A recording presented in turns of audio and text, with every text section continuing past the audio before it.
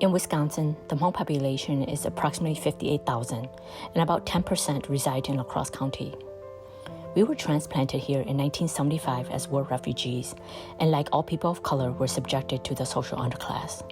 Today, we are one of the poorest ethnic and racial groups in the state of Wisconsin and have one of the lowest educational attainment rates. The rate of interpersonal violence is also high.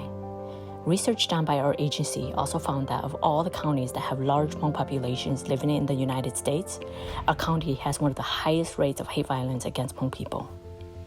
Our agency was founded to support, heal, and give hope to pave a brighter path forward for our community. For us, well-being is the ability for individuals to maintain balance between the spiritual, physical, mental, and emotional realms. Cia is the Hmong word for hope.